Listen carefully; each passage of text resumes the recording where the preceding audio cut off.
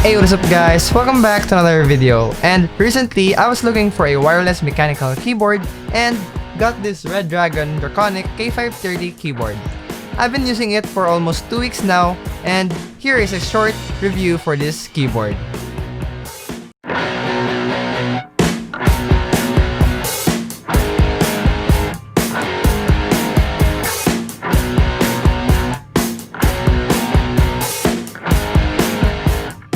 Before having the review, let's take a look what will you get inside the box.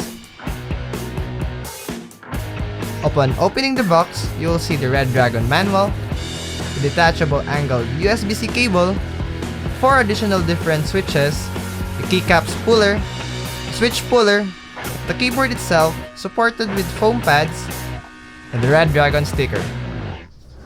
Now here we have the Redragon Draconic K530 mechanical keyboard, and by looking at its build, the case is made out of plastic with matte finish and having that glossy interior. Going under the keyboard, you'll see the rubber pads and the flip-out rubber feet to adjust the height. Take note that the rubber on the flip-out feet is not that sticky, so it kinda moves depending on how you use it. Moving on onto the left side of the keyboard, we will see the USB Type-C port, on and off switch for Bluetooth mode, Bluetooth switch for up to 3 channels, 2 LED indicator, 1 for the Bluetooth, and 1 for the battery life. This keyboard uses double shots ABS keycaps with matte finish on top and glossy on the sides, which can easily scratch when removing using the included keycaps puller. Speaking of removing, yes, you can customize this keyboard by changing it to any ABS keycaps. And going deep down to the internals, this keyboard is using Automo brown switches, which is kinda similar to our typical Cherry MX browns. And as mentioned in the unboxing, this keyboard comes with a switch puller, which means you can take a step furthermore to customize it by changing its switch. Maybe that's one of the reasons why they included 4 different switches in the box. Now moving on to the sound test.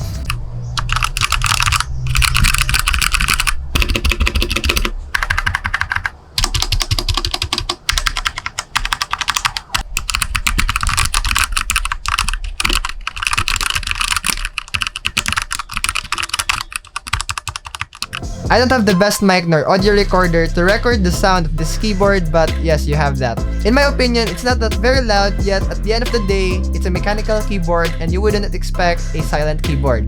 Going to the default layer program, this keyboard's default layer design is kinda inspired from the very known AN Pro 2 mechanical keyboard, having the magic function key on the caps lock key that needs to hold for a few seconds to function, and the 2 function keys found on the lower right to control the macros of this keyboard. Moving on, one of the most important feature of this keyboard is the Bluetooth. This keyboard uses Bluetooth 5.0, which is very great coming from its price point. However, this doesn't come with a Bluetooth dongle inside the box for those PC users without Bluetooth, but you can easily get one in the market for sure. Speaking of Bluetooth, the latency of this keyboard is not really that noticeable, but I still prefer you to use wired when gaming. Moving on to the RGB LED lighting of this keyboard. It is not that bright enough, maybe because of the black plate and the black keycaps. However, it is still bright enough, especially when using it in the dark. There are a few animations on board where you can switch them via function 2 and 9.